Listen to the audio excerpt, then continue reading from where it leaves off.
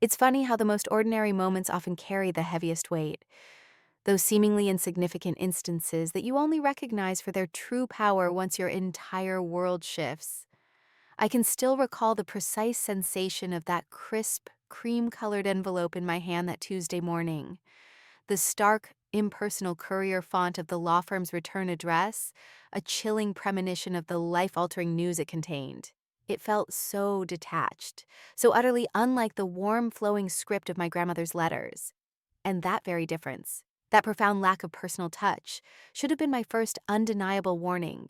Yet, caught up in the meticulous planning of my small art gallery, a dream I had painstakingly nurtured for years, I dismissed the unsettling feeling, opening the envelope with a mundane expectation of routine estate updates. The word urgent on the meeting request, however, echoed in my mind like an unwelcome drumbeat, a formal, demanding summons that tightened a knot in my stomach as the subway rattled me downtown. The air in the subway tunnel was thick with humidity, and the flickering fluorescent lights of the law office waiting room cast dancing shadows that mirrored my growing apprehension. When I finally sat in the plush, but slightly musty, leather chair across from Mr. Thompson, my grandmother's lawyer, he offered no empty pleasantries, no comforting words. He simply opened a folder, his movements precise and efficient, and spoke directly, explaining my grandmother's deep affection for me, her unwavering desire to see my artistic ambitions flourish, and how her original will had indeed designated a substantial sum to fund my gallery. A fragile warmth bloomed in my chest, a brief moment of validation for the unique bond we had shared, a connection that felt distinct from the often strained dynamics with my parents, David and Karen, and my sister, Jessica, who seemed to view me primarily as an inexhaustible financial resource for her impulsive whims. But that fleeting warmth dissolved instantly as he turned a brittle, yellowed page within the folder, pointing to a single, shaky line of handwritten text, "All assets to Jessica." My breath caught in my throat, the words a silent, brutal punch to my gut. The room seemed to tilt, the mahogany desk, the heavy drapes, all blurring into an indistinct haze. It was an act of betrayal so absolute, so unexpected, that it left me gasping for air. I couldn't comprehend it. My grandmother, the woman who had always seen through Jessica's superficial charm, who had consistently nurtured my quiet and artistic spirit, would never have made such a drastic change. She understood the profound difference between a genuine passion and a fleeting, self-serving obsession. The notion that she would funnel her life savings into Jessica's insatiable, debt-fueled lifestyle was simply unthinkable, a cruel distortion of everything I knew about her. Grandmother, in her profound wisdom, had often offered me a quiet piece of advice that echoed in my mind that day. Never place your complete trust in anyone, Sarah, not even family. When significant money is involved, always be careful. At the time, I had perceived it as a charming, slightly antiquated maxim, a relic from a simpler era. But as I sat there, the amended will, a document steeped in deceit, burning an invisible hole in my very being, her words resonated with a chilling prescience. It was a warning, stark and clear, from beyond the grave, a warning I now bitterly regretted not having fully heeded. I left the lawyer's office in a disoriented state, the city lights blurring into streaking blurs of red and gold, my phone clutched tightly in my numb hand, my attempts to reach Jessica, then my father, David, and finally my mother, Karen, were met with the same dismissive silence. Their phones went straight to voicemail, a familiar tactic, a wall of calculated distance they erected whenever they wished to make me feel isolated or burdened with guilt. Amidst the swirling vortex of my frustration and disbelief, a flash of memory broke through the haze, a chance encounter with Daniel, Jessica's ex-boyfriend, at a coffee shop just months prior. He had appeared unusually haggard and weary, and though he had skirted the specifics, he'd hinted at significant financial troubles Jessica had plunged into, something far more serious than mere irresponsible spending. He'd implied it had even ensnared my parents in its chaotic web. At the time, I had dismissed his veiled warnings as the bitter ramblings of a scorned ex-lover. the messy aftermath of a broken relationship. Now, however, standing on the bustling sidewalk, the diabolical will amendment searing itself into my consciousness. His words resurfaced with terrifying clarity. A fragile flicker of hope ignited within me. Daniel was an outsider to my family's carefully constructed facade, the sole person who might possess the courage, or the bitterness, to expose their hidden truths. I scrolled through my aging contacts, my finger hovering over his name before I finally pressed call, a profound sense of stepping into the unknown settling over me. I was deliberately breaching the unspoken family code of silence, the unwritten rule of never airing our internal dysfunction to outsiders. But at that precise moment, the very concept of losing anything else felt impossible. He answered on the third ring, his voice guarded and tinged with surprise. I chose to bypass any pleasantries, cutting straight to the heart of my torment. Daniel, I began, my voice betraying the tremor in my hand. I know this is completely out of the blue, but I desperately need to ask you something. Do you know anything at all, about the recent changes to my grandmother's will?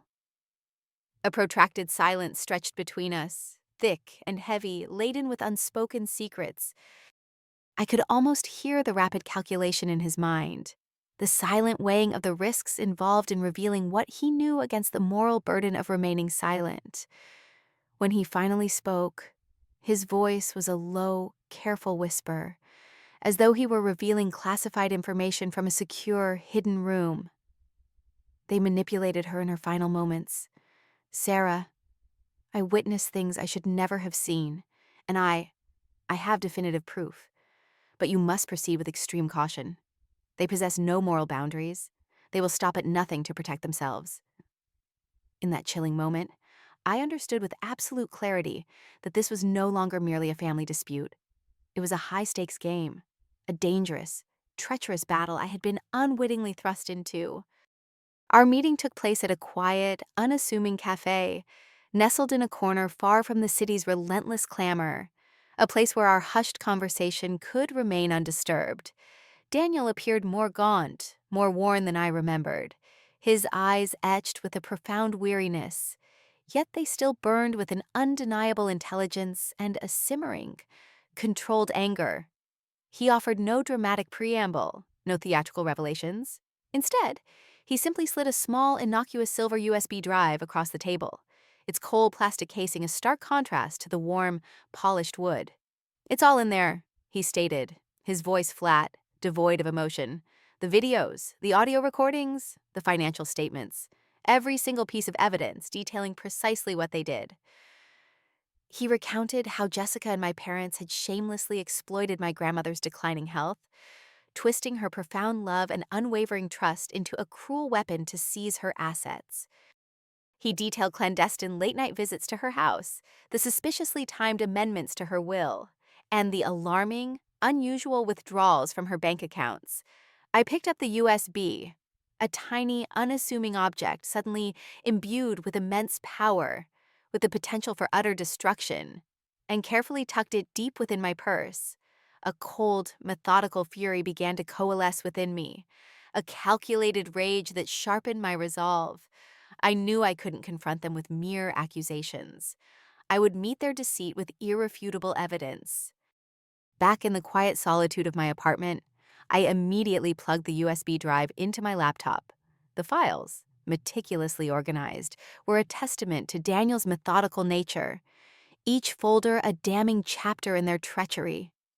I began with the videos, my heart thudding against my ribs, a cold knot of dread tightening in my stomach. The first clip showed Jessica, her face a practiced mask of charm, holding a pen and a document before my grandmother, who appeared visibly frail and disoriented. Jessica's hand guided my grandmother's shaky grasp, a grotesque pantomime of assistance while she manipulated her into signing her life away. The image of her feigning loving care while orchestrating such a cruel deception, her features contorted into an expression of false affection, made my stomach churn with disgust. I felt a wave of profound nausea, the horrifying scene searing itself into my memory. The subsequent video was even more gut-wrenching, a chilling recording of my parents, David and Karen, casually discussing how to handle my grandmother's assets.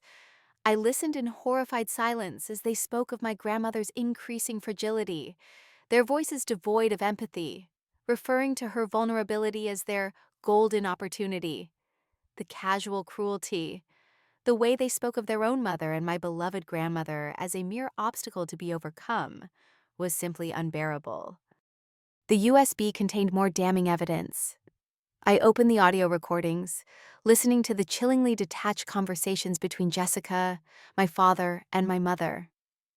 They plotted how to subtly pressure my grandmother, how to craft a narrative that my sister urgently required the funds for a fabricated business venture to escape impending financial ruin. The financial statements, displayed in stark columns of numbers, revealed massive, inexplicable withdrawals from my grandmother's accounts, all conveniently dated immediately after the will amendment.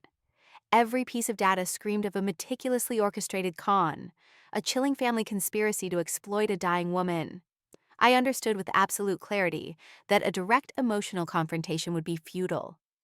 I needed a sophisticated strategy, a meticulously constructed plan that would leave them no room for denial, no avenue for escape.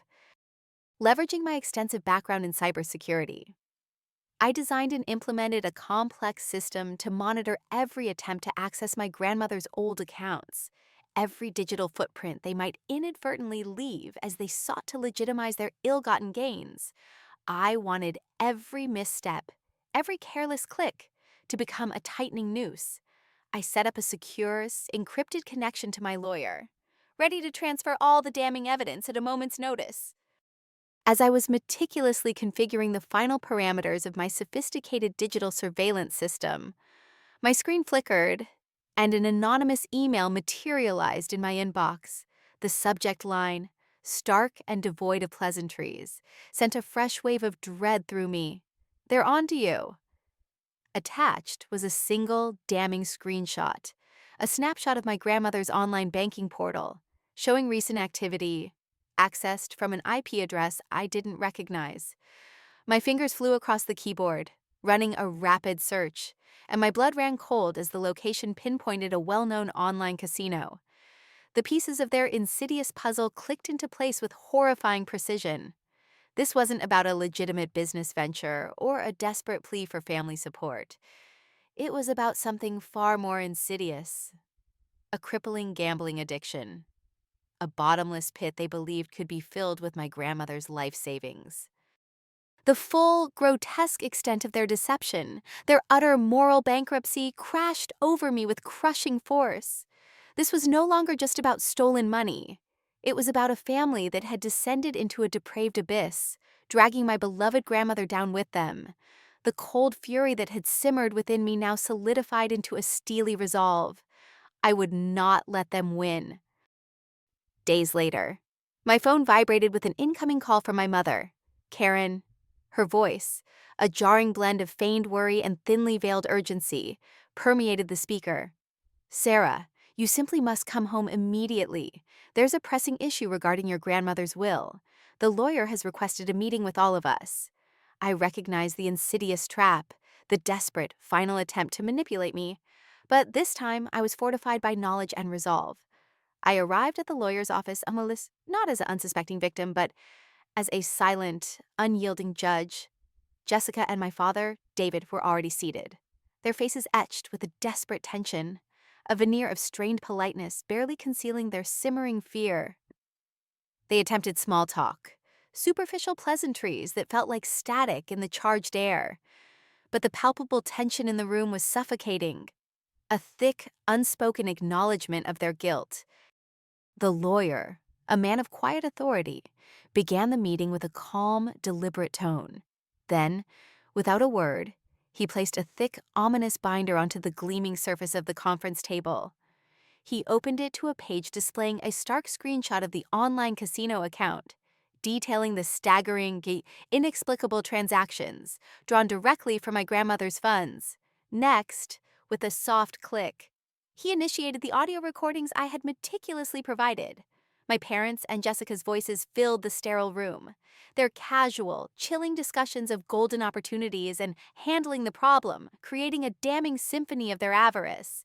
The color visibly drained from their faces. My mother's eyes widening in horrified recognition. My father's complexion shifting from pale to an ashen gray. Jessica, however, merely fixed her gaze upon me, her eyes burning with an intense, raw hatred, a look that spoke volumes of her contempt. I remained utterly silent, an unmoving spectator to their agonizing self-destruction. I observed every minute tremor, every subtle shift in their expressions, watching as the undeniable truth, like an unstoppable tidal wave, engulfed them. As the lawyer's voice delivered the final, crushing pronouncement, a formal declaration of his intention to file a civil suit on my behalf to reclaim the stolen inheritance, I slowly rose from my chair. There were no shouts, no tears, not a single word uttered from my lips. I simply met their gazes. One last, unwavering look at the faces of a family I no longer recognized, and walked out of the room. The closing of the door behind me was not merely the end of a meeting. It was the definitive closure of a toxic relationship that had poisoned my life for far too long. I craved no apologies, sought no hollow explanations. I possessed the truth, and with it, my hard-won freedom. I changed my phone number, meticulously erased every trace of their existence from my social media, and relocated to a new apartment in a different state, a deliberate act of severing all remaining ties.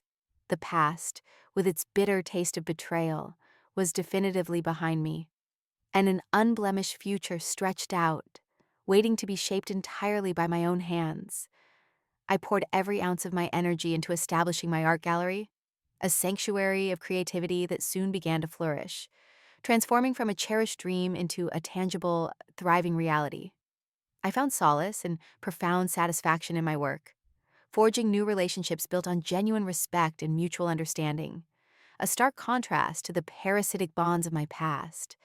I no longer harbored anxieties about my bank account, nor did I dread the unsettling ring of my phone. I slept soundly each night, awakening each morning with an overwhelming sense of profound gratitude. The civil lawsuit, meticulously built upon the irrefutable evidence I had provided, proceeded with quiet efficiency. My family, confronted with the overwhelming weight of their deceit, chose not to contest the ruling. Accepting the judge's decree, there was no jail time, no sensational public trial, but the devastating financial ruin and the shattering of their meticulously crafted reputations proved to be a far more fitting and ultimately inescapable sentence. I received confirmation through my lawyer that they had been ordered to repay the full amount they had so shamelessly stolen, compounded by significant damages for the emotional distress they had inflicted. Though I maintained absolute no contact, snippets of their unraveling lives inevitably reached me through distant acquaintances and local news reports. My father, David, once a figure of booming pride in his construction company, now faced a litany of lawsuits related to embezzlement and contract fraud, his once respected name dragged through the mud. My mother, Karen, who had always meticulously curated an image of refined elegance, found herself drowning under a mountain of debt, the consequence of disastrous investments and reckless credit card abuse. And Jessica, my sister, was quietly dismissed from her high-profile financial job once the damning details of her fraudulent activities and her crippling gambling addiction seeped into the public domain. Their carefully constructed world crumbled with astonishing speed, a silent, implosive collapse. There were no apologies from them, no hollow explanations, just the chilling silence of their self-inflicted demise. One crisp autumn afternoon, months after the dust had settled, I found myself wandering through a small, charming art fair in a neighboring town, the kind of place where local artists displayed their souls on canvas. My eyes landed on a particular painting, its vibrant hues speaking directly to my own artistic sensibilities, a perfect addition for my thriving gallery. As I deliberated, I glanced towards a small, unassuming cafe nestled across the bustling street, and then I saw her. Jessica. She was working as a waitress. Her once impeccably styled hair now limp and uncared for, her clothes worn and faded. Her face, devoid of its former vivacity, was a mask of palpable weariness, her eyes hollowed out and vacant. She moved with a listless, robotic efficiency, methodically wiping down tables, her gaze fixed resolutely on the floor, deliberately avoiding eye contact with anyone. She didn't appear to notice me, or perhaps in a final act of self-preservation, she simply chose not to. I watched her for a moment as she served a table, her movements slow, her spirit seemingly crushed. There was no surge of triumph within me, no trace of vindictive pleasure, only a quiet, profound sadness for the person she had become, intertwined with an overwhelming sense of calm relief for the life I had reclaimed. The glittering finance career she had once used to justify her extravagant, reckless existence was gone, a bitter casualty of her own insatiable greed. I purchased the painting, paid for it with money I had earned through honest work, and walked away, my gaze steadily fixed on the path ahead, never once glancing back. Daniel, the unexpected ally who had played such a pivotal role in my liberation, had also moved on, settling in a different state to forge a new life. We occasionally exchanged brief texts, but our connection, though rooted in a shared, painful history, was now a quiet echo, devoid of any lingering drama. My life, Sarah's life, was now truly and unequivocally my own, unburdened by the parasitic demands and manipulative influence of others. I no longer felt the insidious pull of their past, the nagging sense of obligation, or the crippling weight of responsibilities that were never truly mine to bear. Every decision I made, every path I chose, was solely for myself, guided by my own convictions and my own burgeoning strength. I worked diligently, fostered genuine connections with those who respected me for who I was, and relished every precious moment of the hard-won freedom that had once seemed an unattainable dream.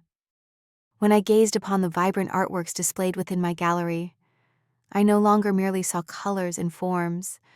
I saw reflections of my own resilience, my own unwavering fortitude, and my boundless capacity to transcend adversity.